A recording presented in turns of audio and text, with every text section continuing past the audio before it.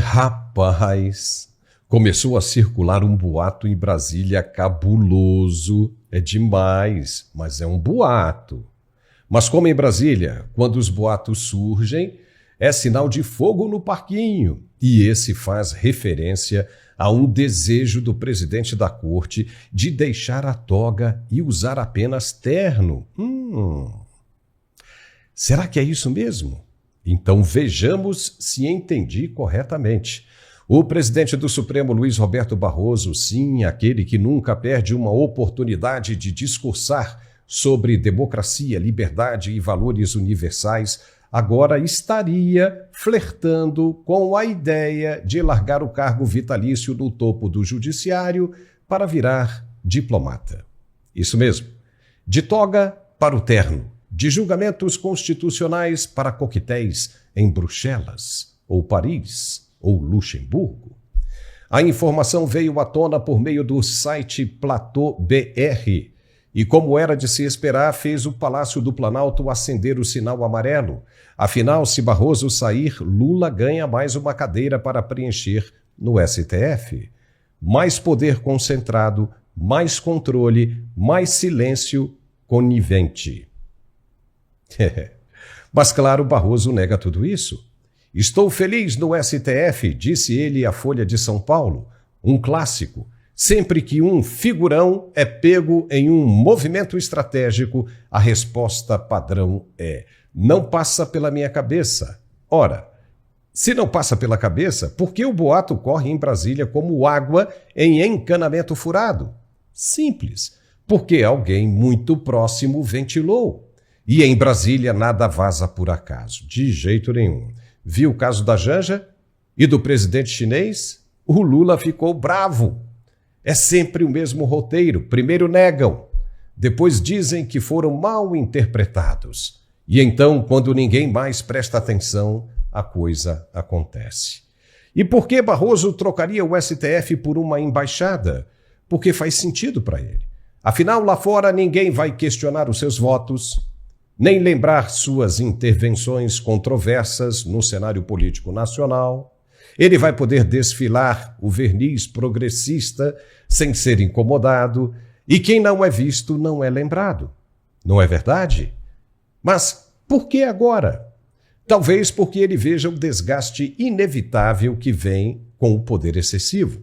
Talvez porque queira sair por cima antes que o castelo de cartas comece a desmoronar. Porque vai desmoronar. Ou talvez, e essa seja mais provável das hipóteses, porque o jogo já está sendo jogado. Em Brasília, quando o boato é bom demais para ser mentira, geralmente não é. Só não virou manchete oficial ainda, mas não se preocupe, vai virar. E olha mais essa bomba! A temperatura está subindo muito. Quem puder que saia correndo. Porque Mike Pence, ex-funcionário do Departamento de Estado dos Estados Unidos e hoje um dos principais nomes na luta contra a censura digital, não mede palavras. Ele está agora denunciando que a estrutura do governo Biden desceu sobre o Brasil como abutres. Isso mesmo, palavras dele. E o objetivo não era outro senão só controlar o processo eleitoral de 2022. Uou. Segundo Mike Pence, agências norte-americanas, ONGs financiadas por Washington e gigantes da tecnologia trabalharam em conjunto para influenciar narrativas, suprimir vozes conservadoras e garantir que o Brasil conseguisse, ou melhor, seguisse o roteiro ideológico ditado por Washington. Ele afirma que houve uma clara ingerência externa com foco direto nas instituições brasileiras, incluindo o próprio TSE citado por nome em suas declarações. Só lembrando que o próprio presidente do Supremo e, na época, presidente do TSE, admitiu que pediu ajuda ao governo americano. Uou! A denúncia é grave, demais, mas previsível. O que Mike Pence está dizendo agora, em outras palavras, é o que muitos brasileiros já desconfiavam. A eleição de 2022 foi disputada com interferência externa e censura seletiva, sob o pretexto de proteger a democracia. Isso coincide com o que o ministro Barroso disse. Uma democracia que, para essa turma, só funciona quando os candidatos certos vencem. E o que é mais inquietante é que ninguém foi punido por isso até agora, nenhum inquérito, nenhuma CPI, nenhuma indignação institucional, apenas o silêncio e censura. Mike Benz jogou luz sobre algo que o Brasil precisa encarar. Nossas eleições viraram parte de um tabuleiro geopolítico e o povo ficou no papel de peça descartável. Ele ilustrou os detalhes do que anda dizendo por aí. E pasmem, segundo ele, as provas já estão prontas para serem mostradas quando forem cobradas. Veja agora um pequeno trecho do que ele andou dizendo com gráficos. O homem está com tudo, veja aí. And you can imagine that in a really big region, this sprawl looks friggin' enormous. And I'll just give you like a, just like a short thing, for example, of what happened in Brazil. Because they descended on it like a pack of vultures. Now, these are all entities funded by the U.S. government. Now, red is funding, and the green refers to their direct intermediation work. So you have the U.S. State Department, which does our overt diplomacy. You have the CIA, which does our covert diplomacy.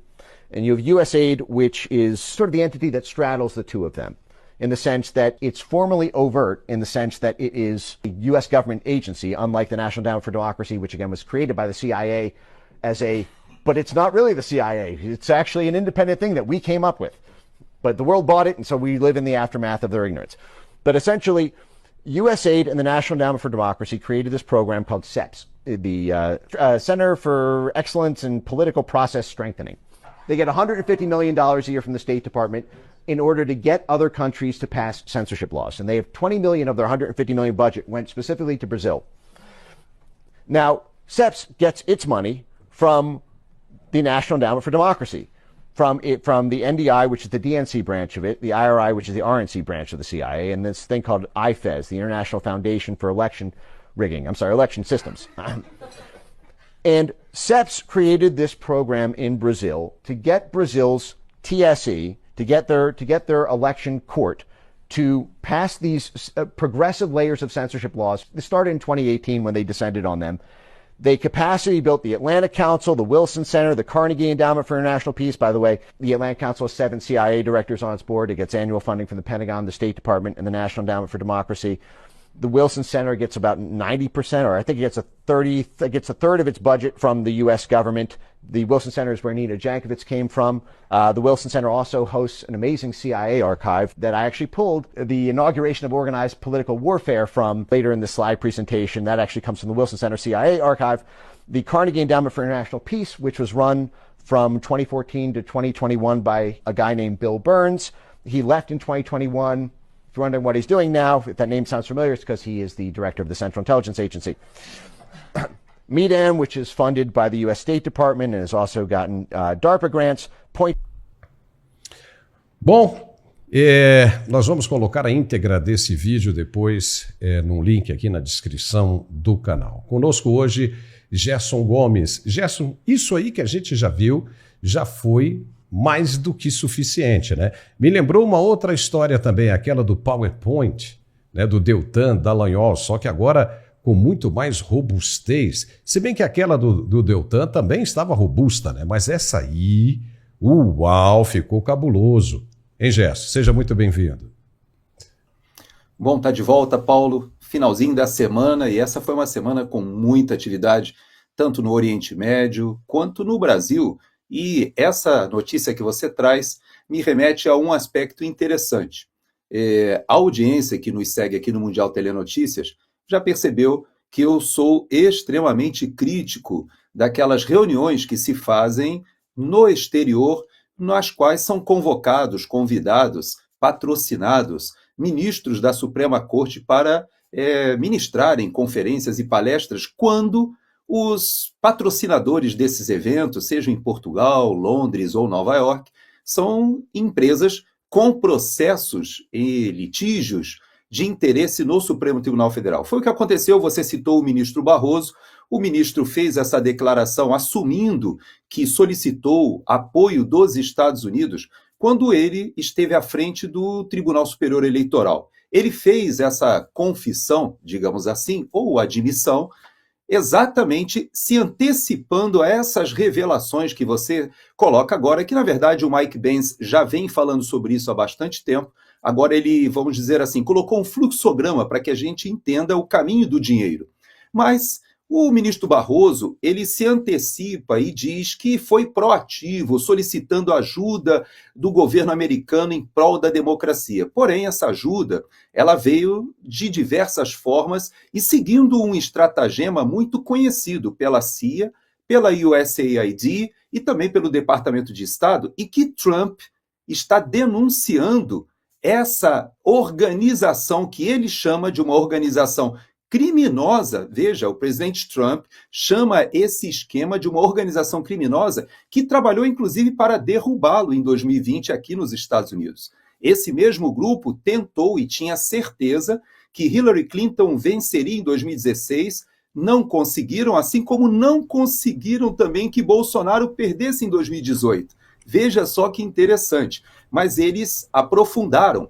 E por que Barroso se antecipa e você fala sobre uma provável embaixada na Bélgica? Porque a Bélgica é o centro do movimento globalista, é o centro da União Europeia, é onde existe muito da intelectualidade. E Barroso, quando vai pedir ajuda aos Estados Unidos, ele é suportado exatamente por essa teia que nós mostramos nesse fluxograma, que a gente pode até projetar esse slide para a gente perceber que eles, na verdade, chegam em todos aqueles organismos que nós conhecemos no Brasil de combate ao discurso de ódio, à desinformação, vários deles fact-checkers. Vamos colocar o slide aí. Coloca o slide para o Gerson continuar falando. Isso, vamos colocar porque aí fica fácil da gente chegar lá. No slide, nós percebemos que lá na base do slide, aquele slide que aparece uma organização, um organismo que nós conhecemos bem no Brasil. Então veja que quando esse fluxo de dinheiro vai chegando, e são milhões de dólares, ele acaba chegando não somente nas redes que transportam, né, esse dinheiro para a capilaridade dos influenciadores, dos grupos que muitas vezes receberam dinheiro pela Open Society, porque havia uma triangulação de dinheiro que vinha de lá. E seguindo esse dinheiro, você chega, por exemplo, no CIED. Vocês lembram do CIED? Vamos colocar aqui, tirando a tarja aqui de baixo, vamos encher a tela todinha para a gente mostrar o CIED lá. Vamos encher a tela com o slide da tela. Agora tira a tarja. Aí, o CIED já aparece lá embaixo. Perfeito, continua, Paulo, obrigado. Ficou ótimo agora, porque a gente vê que aparece ali a agência Lupa, aparece a Abrage, aparece, obviamente, o Tribunal Superior Eleitoral, que recebeu suporte, assessoria técnica de todos esses órgãos que receberam, Fundação Getúlio Vargas. Veja que é uma teia muito bem montada e que foi reproduzida em várias partes do mundo, não somente no Brasil, mas principalmente foi testada nos Estados Unidos. Vocês lembram especialmente do CIED, que foi criado nesse período? Vamos colocar ali a sigla do CIED para que a gente veja exatamente, é o Centro, olha que nome sugestivo, Paulo, Centro Integrado de Enfrentamento à Desinformação e Defesa da Democracia. Você sabe o que é isso? Nada mais, nada menos do que um braço que foi criado para reproduzir no Brasil aquilo que eles faziam pelas redes sociais aqui nos Estados Unidos de maneira velada. Quer ver? Vou desafiar você, Paulo, e a nossa audiência a uma reflexão. O ministro Barroso, ele assumiu o TSE ali em 2020.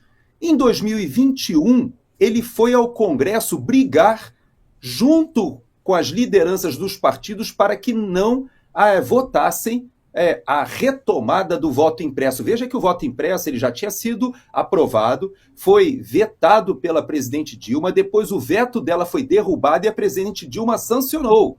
No entanto, o TSE deu aquela enrolada, tal, etc., E até uma curiosidade para a nossa audiência é que, na verdade, diz a nossa lei que quando o STF decide que é inconstitucional o voto impresso, lá atrás, veja, já tinha sido sancionado pela presidente. O veto dela foi derrubado. Só que diz a lei que para isso ser derrubado, o Senado Federal tem que referendar a decisão do STF e publicar esse referendo. Isso nunca foi feito. Mas isso eu deixo para uma outra oportunidade para a gente conversar. Mas o que eu quero te dizer é o seguinte: nesse imbróglio que foi criado, quando o Barroso passa para o Fachin, lembram? O Fachin já recebeu do Barroso aquela ideia de que as Forças Armadas fariam assessoria e o Fachin vem com aquela ideia: não, nós não precisamos de Forças Armadas no TSE, nós precisamos de forças desarmadas.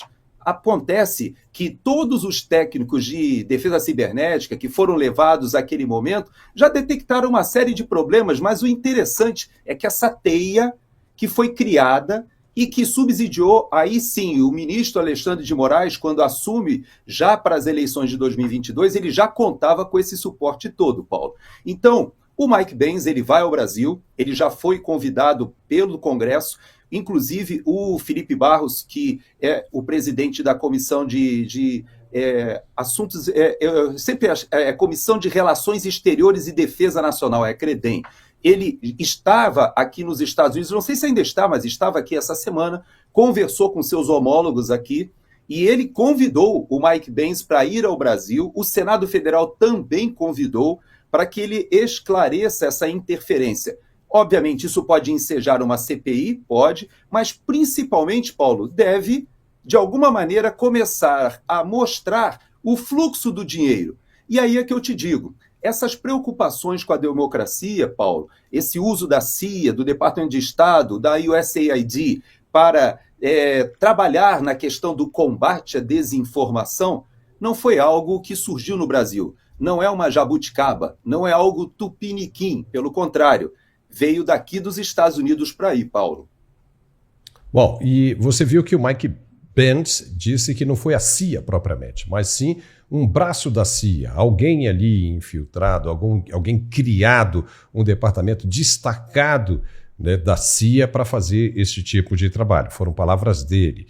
Então isso acaba complicando muito, né? Porque se o ministro Barroso não tivesse dito aquilo no lead em Nova York, ficaria tudo aí no limbo, né, na dúvida. Mas ele confessou que pediu ajuda, inclusive uma ajuda formal ao Departamento de Estado americano.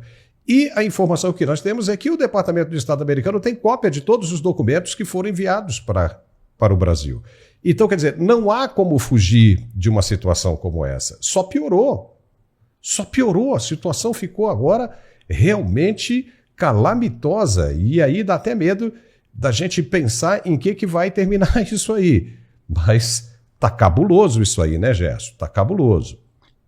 Você sabe, Paulo, que eu coloquei nas minhas redes sociais no X e até fiz o comentário hoje de manhã com o Pitoli lá na Auri Verde sobre um grupo de senhoras que estão ali na frente do consulado americano com cartazes pedindo que o governo americano corrija, ou seja, que ele possa, de certa maneira, refazer ou desfazer esse mal feito que aconteceu via essa rede que foi criada. Você lembra que nesse período, o WhatsApp, por exemplo, que foi usado aqui nos Estados Unidos, quando compra, ele compra a Meta, né, transforma o Facebook na Meta e coloca o Instagram e compra o WhatsApp. Você lembra que no Brasil você podia mandar muitas mensagens ao mesmo tempo? Eles perceberam que o WhatsApp era uma ferramenta que foi muito utilizada na eleição de 2018. E eles já tinham diminuído de 250 para 50 mensagens, diminuir até para 5 mensagens que você pode mandar de uma só vez, tentando diminuir as tias do WhatsApp ou as tias do Zap. Mas, na verdade, ali na frente da embaixada, do consulado americano em São Paulo, elas colocaram cartaz dizendo o seguinte: olha, nós queremos que o governo americano, de alguma forma, corrija esses erros da interferência, da prisão do Felipe Martins, de tudo isso que foi produzido e que agora o presidente Trump tem oportunidade de corrigir. E eu vou te dizer uma coisa, Paulo. O secretário de Estado, embora esteja agora lá na Turquia negociando a paz ali entre a Rússia e a Ucrânia, veio de reuniões com o presidente Trump ali no Golfo Pérsico essa semana, está cheio de problemas, mas eu posso te afiançar uma coisa, tem gente da equipe do Marco Rubio que presta atenção em cada uma dessas manifestações. E já chegou nos Estados Unidos, até fruto dessa comitiva de parlamentares que foram aos Estados Unidos essa semana, fruto do trabalho do Eduardo Bolsonaro, que está aqui nos Estados Unidos e conseguiu essa licença e deixou, inclusive, de receber uma licença não remunerada e trabalhou muito essas últimas semanas. E eu posso dizer uma coisa, Paulo, é questão de poucos dias ou poucas semanas para que a gente veja que algumas ações concretas vão ser tomadas e talvez parte desse boato que você fala do ministro Barroso seja porque ele já recebeu a informação de que esse tema vai, ou pelo menos resvalar, ou vai transbordar para outras autoridades do Supremo Tribunal Federal ou que atuaram no TSE. Então veja que, não sei se é verdade que ele gostaria de ser embaixador, uma coisa eu te garanto, essa fala dele num evento que, inclusive, era patrocinado por aquela empresa. Você lembra aquela refinaria de Manguinhos, no Rio de Janeiro, que foi comprada pela iniciativa privada? Pois é, esse grupo é um dos patrocinadores desse evento aqui em Nova York que o ministro Barroso estava falando. Então você veja que é uma dificuldade. Por quê? Porque eles têm 4 ou 5 processos no STF. Então quando eu digo para você que eu fico indignado nesses eventos, é por isso. Porque vamos dizer assim, há um conflito de interesses que subjaz a esses eventos que a gente deveria evitar, não é mesmo, Paulo? Eu acho que os nossos ministros deveriam estar se manifestando somente nos autos e evitando essas atividades políticas, até porque, nós já falamos aqui em programas anteriores, eu digo para você que existe uma verdadeira disputa entre ministros do STF atualmente no Brasil para saber quem cometem mais crimes de responsabilidade que são passíveis, inclusive, de impedimento pelo Senado Federal, Paulo. É o seguinte, para você mexer com fritura, você precisa ser cozinheiro e experiente, porque senão você vai se queimar. E o que tem acontecido é o seguinte, são excelentes magistrados, com notório saber jurídico, mas são ainda bebês na política. Entraram na fritura e agora se queimaram. Ficou ruim, ficou muito ruim. E mais, o presidente Trump disse que vai consertar as besteiras que o Joe Biden fez com relação ao Brasil. Uau, isso cai como uma bomba também, Gerson. Legal, já estamos de volta e olha só a novidade no caso do INSS, hein? Os sindicatos agora querem colaborar. Dá para acreditar nisso? Como é que você vê essa história? De repente, entidades historicamente ligadas à esquerda, muitas delas sustentadas com dinheiro público, outras com décadas de militância e aparelhamento, acordaram com espírito cívico e resolveram entregar políticos envolvidos no maior esquema de fraude do INSS em anos. Francamente, quem acredita nisso? O que está acontecendo aqui é o óbvio.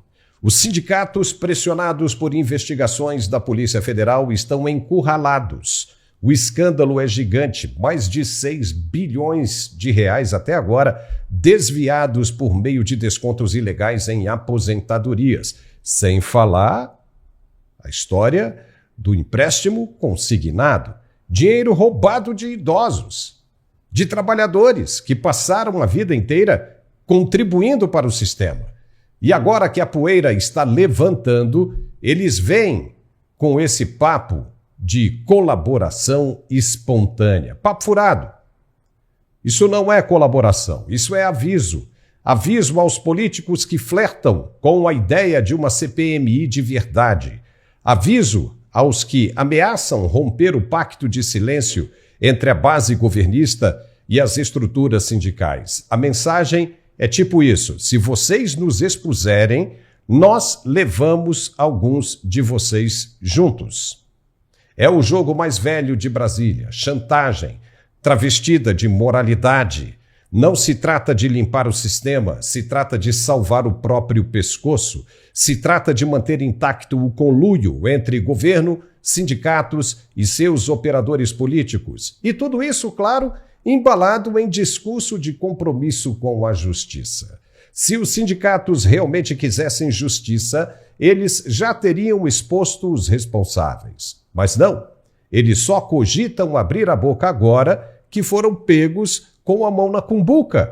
Isso não é delação, isso é escudo, é ameaça, é uma forma de dizer: olha, estamos todos no mesmo barco e nele está entrando água. Atenção! Mas será que o Congresso Nacional vai ter coragem de ir até o fim com a CPMI, mesmo sob essa pressão velada? Ou será que mais uma vez os bastidores vão vencer a verdade? A resposta vai mostrar se o Brasil ainda tem salvação ou se continuaremos reféns de um sistema onde o criminoso dita os termos do próprio julgamento.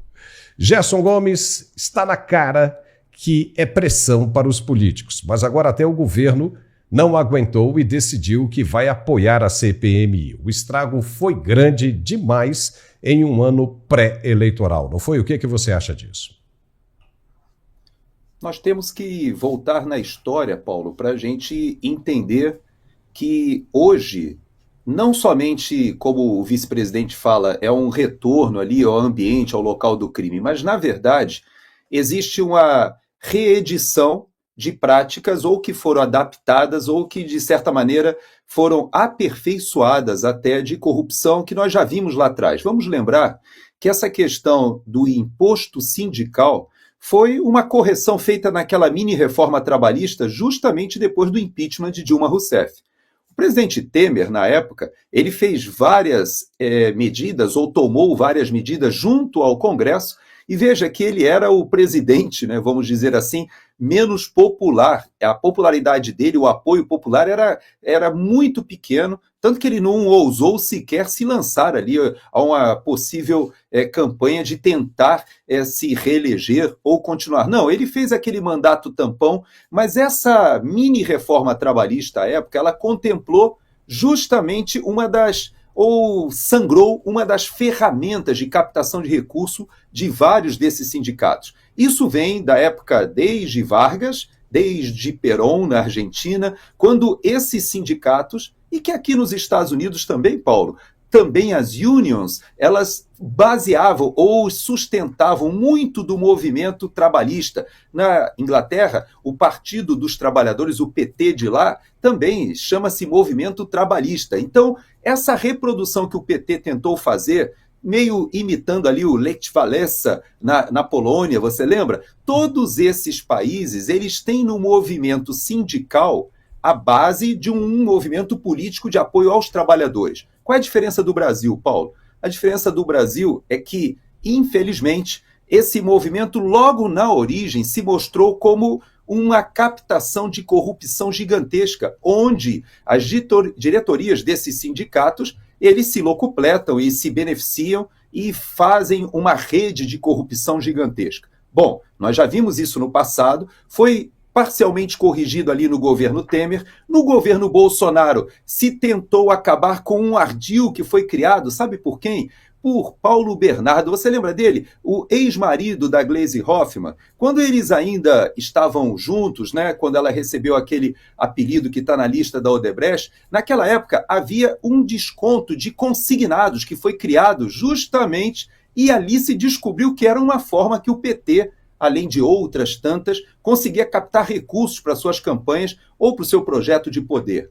Isso foi descoberto, foi tentado tapar essa brecha. Durante o governo Bolsonaro, ele fez uma proposta que, se você pegar os pronunciamentos no Senado, na época, e da Câmara dos Deputados, você vai ver todos os partidos de esquerda, do PT, do PSOL, e todos eles se manifestando contra você exigir que aquele aposentado tivesse que se filiar a um sindicato para receber o benefício e, mais do que isso, tivesse que revalidar essa filiação anualmente. Então eles trabalharam, só que agora, quando eles voltam ao poder, eles voltam com tanta sede ao pote, Paulo, que, infelizmente, Lula não conseguiu controlar esses grupos, nem do seu próprio irmão, que faz parte de um desses sindicatos, mas de todo esse grupo que voltou dizendo assim: agora é a nossa vez de lavar a burra, só que caíram mais uma vez, se lambuzaram, né, Paulo?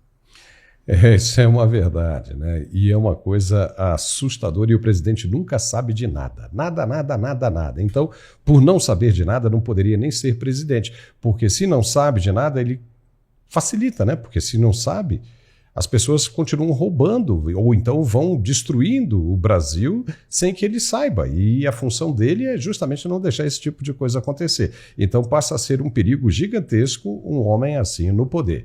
Mas, Gerson, a gente...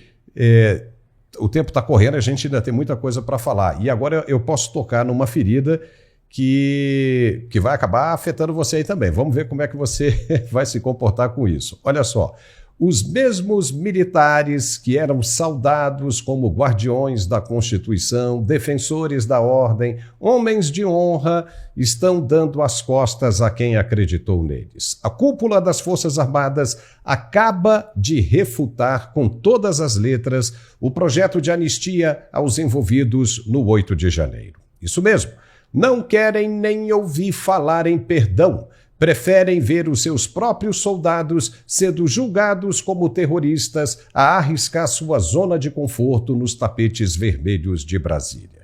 Segundo a Folha de São Paulo, jornal que, aliás, nunca perdeu uma oportunidade de atacar os militares, os generais decidiram manter distância da discussão. E a razão é a seguinte: para preservar a disciplina e não premiar quem atacou os chefes militares. Em outras palavras, se você ousou desafiar a narrativa, está por sua conta. Boa sorte com o STF.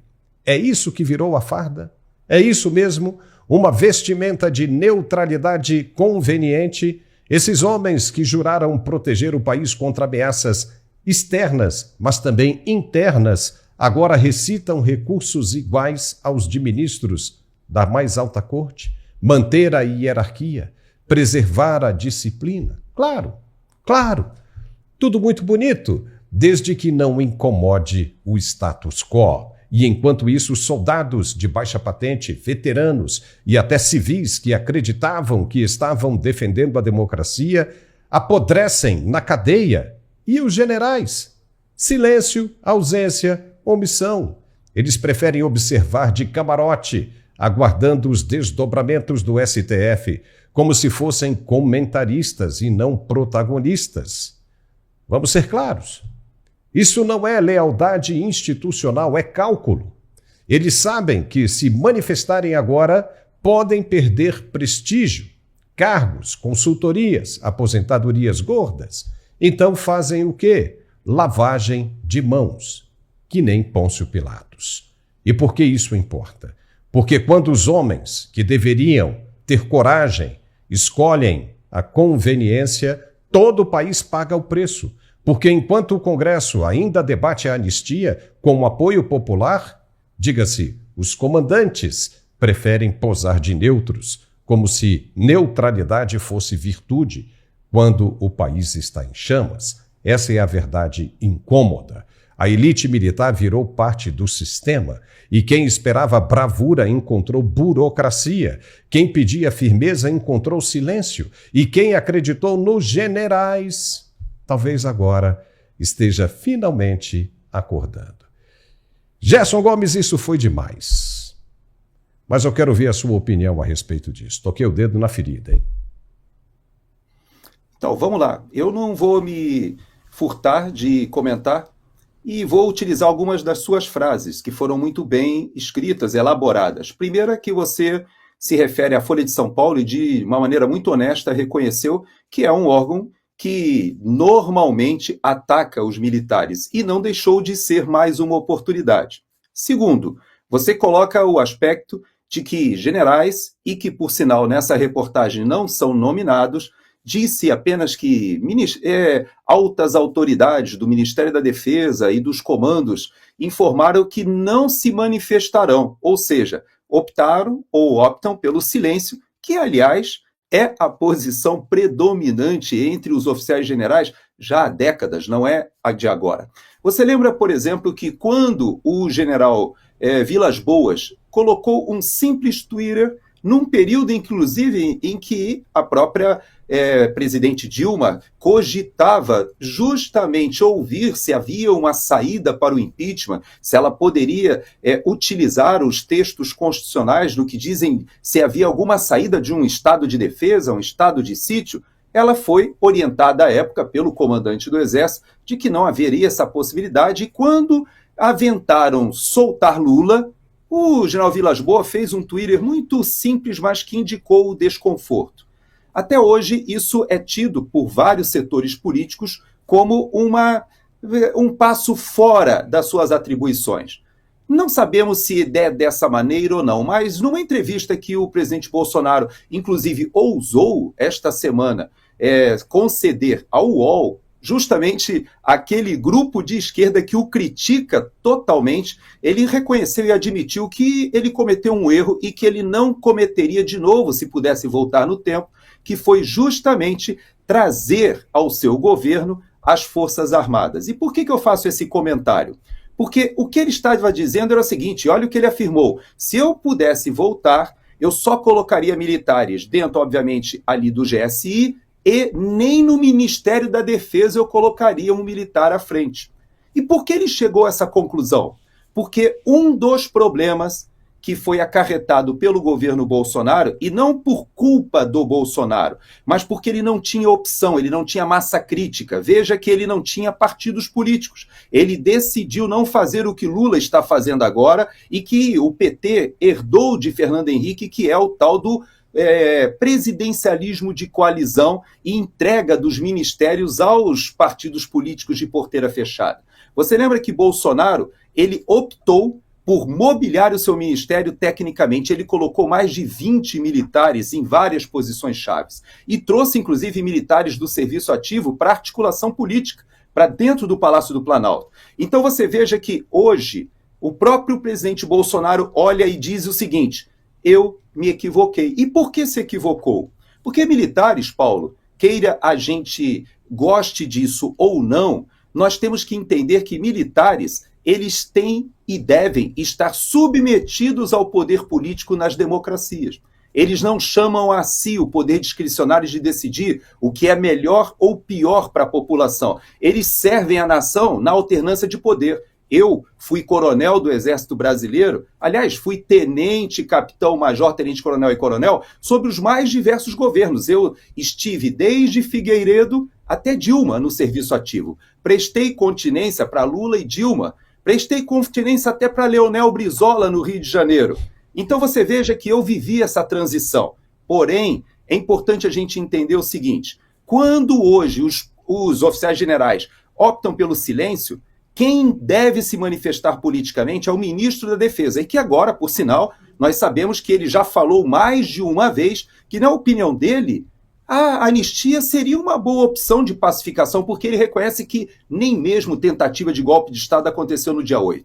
Agora, por que os oficiais generais mantêm o silêncio e nosso mainstream jornalístico tenta explorar isso como um posicionamento da alta cúpula militar contra a anistia? Não é isso. Talvez seja o silêncio, e eu particularmente, aí abro um parênteses, eu trabalhei no Centro de Comunicação Social do Exército e tentei por diversas vezes obter mais, vamos dizer assim, pronunciamentos de oficiais generais da ativa. E eu tive muita dificuldade, sabe por quê, Paulo? Porque existe uma doutrina de comunicação nas Forças Armadas de que os militares falam o mínimo possível quando diz respeito a qualquer assunto que não seja dos assuntos da defesa. Agora, você faz uma ressalva que eu quero admitir que você está certo.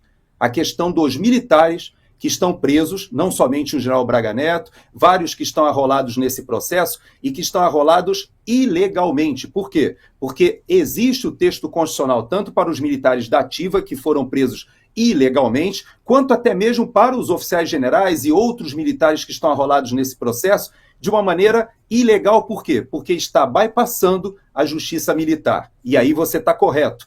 Esses chefes militares deveriam, na minha avaliação, terem se posicionado lá atrás, quando o ministro Alexandre de Moraes atropelou o inquérito policial militar, avocou tudo a si, e hoje em dia eles atropelam a Constituição em várias questões. Então, eu concordo com você. Nesse aspecto, eu acho que você está certo. Esses militares, mas talvez eu possa até te dizer com um pouco de tristeza isso que eu vou te falar, mas é verdade. Eu sinto menos pelos militares presos, até pelo Braga Neto, que é alguém que eu admiro, é um amigo que eu tenho, ele está preso, eu sinto menos por eles do que pelos cidadãos brasileiros, senhoras, pessoas de idade que estão sendo condenadas e presos. Por quê? Porque os militares que estão arrolados nesses processos são profissionais de Estado, profissionais da guerra. Eles sabem que essa guerra política poderia resvalar para eles. Agora, o cidadão comum, essas senhoras, essas pessoas que estão presas e condenadas, isso é de uma perversidade terrível. Mas para a força, para as instituições, é terrível esse silêncio, eu concordo com você. Mas é uma característica dos chefes militares, Paulo. Eu acho que o erro foi realmente essa de levar os militares para o comando do país, né? Bolsonaro, acho que apostou numa coisa, errou, admitiu o erro, reconheceu, e eu acho que essa turma toda ficou com receio do que foram aqueles longos anos de regime militar no poder. E aí aconteceu tudo isso, né, virou aí, né, uma vitrine fácil de ser atacada, quebrada. E aí, pronto, né? A gente já conhece toda a história. Mas vamos em frente, temos mais 2 assuntos, que agora é oficial. O deputado Eduardo Bolsonaro disse que poderá voltar ao Brasil, mas não do jeito que Brasília esperava, cheio de meia-culpas e buscando a aprovação da elite política. Não. Ele volta para fazer exatamente o que mais incomoda o sistema: expor os traidores, reorganizar a base e reacender a direita que não se ajoelha. Depois de passar um tempo fora do país, acusado, perseguido e pressionado, Eduardo Bolsonaro fez o que todo bom estrategista faz: esperou, ainda espera, e enquanto espera, observa tudo. Ele viu que era leal. Quem era leal e quem corria para os braços da velha política. Viu que o próprio PL, o Partido Liberal, partido que deveria defendê-lo, estava mais preocupado com cargos e selfies no Jaburu do que com os princípios que mobilizaram milhões de brasileiros desde 2018. Ele foi traído. Vamos falar claramente, Eduardo Bolsonaro foi sabotado por dentro, mas ele entendeu e fez o movimento correto, se afastou para se reorganizar e agora se aproxima de nomes como Ciro Nogueira e Maurício Neves. Não por vaidade, mas por estratégia, por sobrevivência política, num ambiente onde até aliados te abandonam se o STF espirrar. E olha só, Ciro Nogueira já avisou que a volta é para breve, talvez até no primeiro semestre.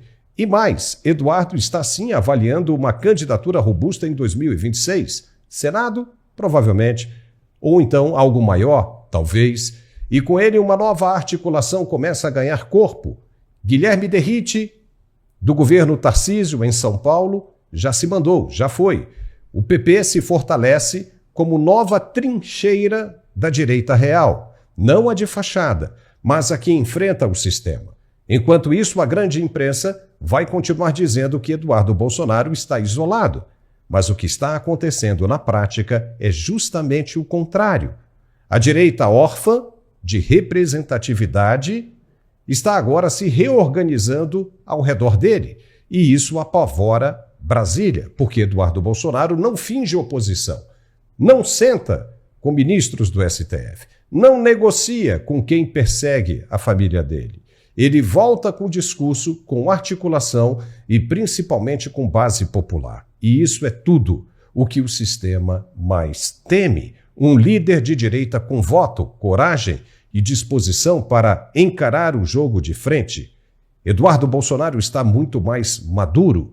Quantos vão ter coragem de voltar com ele? E quantos vão continuar lambendo as botas de um sistema que despreza tudo o que você acredita? Gerson Gomes, como é que você vê essa declaração e essa possibilidade da volta de Eduardo Bolsonaro? Eu creio que ele fez um movimento, como você disse, corajoso, tempestivo, e acredito até que foi um sacrifício grande para a família, inclusive, mas veja que eu não posso te dar detalhes, mas eu acompanhei a trajetória do Eduardo Bolsonaro nas últimas semanas. De longe, não estive com ele pessoalmente, mas acompanhei parte da agenda.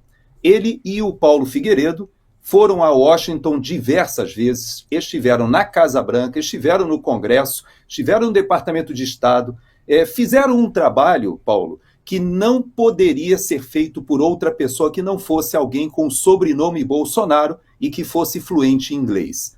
E o Eduardo reúne essas duas condições.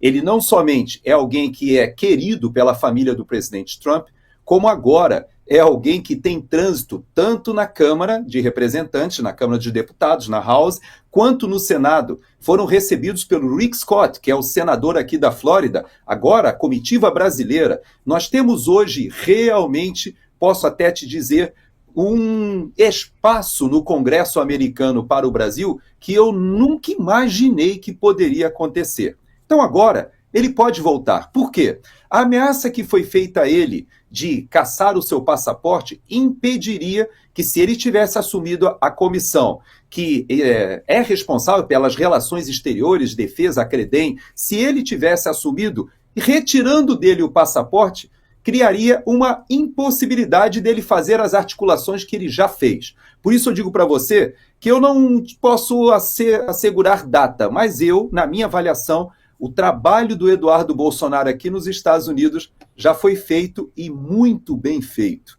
Agora é uma questão de tempo, talvez de algumas semanas, poucas semanas, para que a gente já veja grande parte desses resultados e que agora ele pode retornar ao Brasil. Acredito até que não somente a PGR, quanto até o ministro Alexandre de Moraes, a essa altura já não desejam tomar o seu passaporte porque a repercussão seria muito pior. Porém, aquela ameaça naquele momento impediria algumas das articulações que ele fez e dos compartilhamentos. Agora você veja como o Brasil ele é interessante. Eu falo sobre a esperança que eu tenho na década de 30. Você viu a evolução do Nicolas? O Nicolas não sabia falar inglês. Você sabia disso? O Nicolas, ele tinha aquele inglês básico de escola, que o brasileiro aprende ali na escola. E ele percebeu a importância, fez aulas, fez um intensivão de inglês e agora já dá até entrevistas aqui nos Estados Unidos, participa de debates em inglês. Então você veja que esse gap que nós tínhamos, eu acompanhei comitivas de deputados e senadores aqui nos Estados Unidos, Paulo. E você sabe que a gente ia nos gabinetes dos deputados e tinham vários parlamentares brasileiros que não sabiam falar inglês. E era constrangedor, porque você pedir um tradutor numa reunião dentro do Congresso, pois agora, Paulo, existe uma comitiva grande aqui, vários parlamentares que são fluentes em inglês. Não é mais somente o Geyer, não é só mais o Van Hatten, não é mais só o Eduardo Bolsonaro. Agora nós temos vários parlamentares, o próprio senador Girão já esteve aqui em reuniões, fala inglês, mas nós temos vários que falam e têm capacidade de fazer essas articulações. Mas isso eu te digo uma coisa. O que o Eduardo Bolsonaro fez nessas semanas que ele passou aqui, ele pode voltar, fazer agora o papel interno, o papel das eleições de 2026, se preparar para o Senado em São Paulo, quem sabe até se mantiverem essa obsessão em cima de retirar o pai do processo eleitoral, que eu acho um absurdo, mas se acontecer, ele aparece como um nome muito competitivo. E também ele tem a capacidade, como você falou, de assumir a liderança da oposição. E eu gostei de uma frase que você disse, termino o meu comentário. Eduardo Bolsonaro amadureceu muito do primeiro para o segundo mandato. E você tem toda a razão. Não somente aqui nas relações internacionais, mas também no papel que ele desempenha hoje no Brasil como liderança política, Paulo.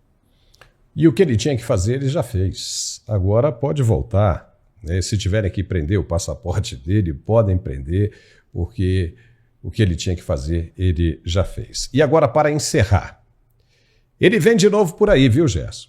Ronaldo Caiado, governador de Goiás, agora pré-candidato à presidência da República, subiu no palanque da convenção da APAS, a Associação Paulista de Supermercados, e olha só, prometeu com a voz firme de quem ensaiou no espelho: meu primeiro ato como presidente da República será assinar a anistia a Bolsonaro e aos presos de 8 de janeiro. Palmas, flashes, manchetes.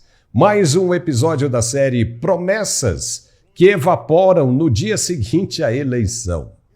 Se você está com a sensação de déjà vu, não é à toa. Já viu esse filme antes, sim. Lembra de Hugo Mota, deputado do Republicanos, líder do partido, disse que colocaria em votação o projeto de anistia apresentado por seus colegas bolsonaristas, prometeu, discursou, apareceu em vídeo e o escambau. E até hoje, o que aconteceu? Absolutamente nada, nenhuma votação, nenhuma ação, só fumaça. Porque é isso que políticos profissionais fazem. Dizem o que você quer ouvir, pegam o seu voto e somem na braquiara até a próxima eleição. Agora Caiado aparece com o mesmo discurso embalado num novo pacote, mas a fórmula é velha. Acena para a base conservadora, pede votos em nome de justiça, promete enfrentar o sistema e no dia seguinte à posse está almoçando com quem? Com quem? É claro que ele quer os votos da direita. Bolsonaro está inelegível e Caiado vê aí uma avenida aberta, inteiramente escancarada à sua frente. E o que é mais conveniente do que prometer a tal pacificação nacional via anistia num momento como esse? Parece nobre demais, parece grandioso, mas é só mais um truque barato. Se ele quisesse mesmo pacificar o país, teria usado o seu mandato de governador para pressionar já. Teria cobrado o Congresso articulado de verdade, mas não. Ele esperou exatamente até o ponto da campanha começar. Porque isso nunca foi sobre justiça, foi sempre sobre o seu voto. Então, vamos ser honestos, por pelo menos um segundo aqui, para que essa coisa fique clara nesse tema. Alguém acredita? Alguém ainda vai cair nessa conversa fiada? A história recente mostra que prometer anistia virou moeda de troca eleitoral, mas cumprir é outra história. E Brasília é especialista em esquecer o que promete quando a cadeira está finalmente garantida. Se Ronaldo Caiado realmente quer provar que está falando sério, que comece agora, já, hoje. Ligue para Hugo Mota, exija a votação, mostre serviço ou então pare de usar a dor de milhares de brasileiros como trampolim de campanha. Porque o povo já está cansado de ser usado como escada por políticos que prometem, mas nunca entregam. Gerson Gomes, quem vai cair ainda nestas lorotas, promessas de botequim? Quem?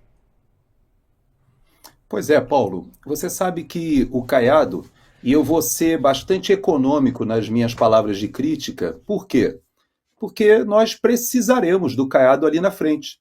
E te digo mais, essas alternativas, essas terceiras vias, que nós já vimos, essas tentativas, o próprio Michel Temer agora ele tenta construir uma terceira via, várias articulações estão sendo feitas para conseguir preencher esse espaço que o presidente Bolsonaro, com a sua liderança, tem no seio do que se estigmatizou chamar de direita no Brasil, mas que, na verdade, é uma direita muito incipiente, é muito mais de centro-direita. E o que acontece com o Caiado, e que eu gosto de fazer uma comparação aqui com os Estados Unidos, Paulo. Eu não vou falar sobre os assuntos internacionais hoje, peço até que você coloque na pauta para a semana que vem, na segunda-feira, mas uma coisa que me chamou a atenção nos discursos do presidente Trump, tanto no Catar, quanto na Arábia Saudita, quanto também nos Emirados Árabes Unidos, é que ele fez críticas contundentes aos dois partidos aqui nos Estados Unidos, aos políticos profissionais, e mostrou que ele entende que o momento agora da geopolítica mundial é uma guerra diferente daquela que o que ele chamou de neocons, dos neoconservadores, montaram ali depois da queda do Muro de Berlim, com aquela Pax Americana na base da força, do militar se colocando no mundo inteiro. E ele disse o seguinte, não, eu sou um empresário, eu não sou político, e ele está desagradando tanto o lobby de republicanos quanto democratas, porque ele não é um político do sistema. E ele está falando o seguinte, nós temos que utilizar uma outra carta, uma outra ferramenta, e ele utiliza muito bem, que é justamente a expressão econômica do poder americano. Por que eu fiz esse parênteses? Para te dizer o seguinte, Paulo, o representante que de fato caracteriza aquele outsider do sistema no Brasil, o que seria o Trump dos trópicos, é realmente Bolsonaro. Por quê? Porque, embora ele já seja deputado de vários mandatos, ficou ali no baixo clero, conhece o Centrão como ninguém, ele não integra essa estrutura de poder. E o Caiado, ao contrário, ele integra parte dessa estrutura de poder porque ele conhece, já foi ministro, já foi candidato, é alguém que agora é governador, que já esteve em vários partidos e conhece como é essa estrutura do poder.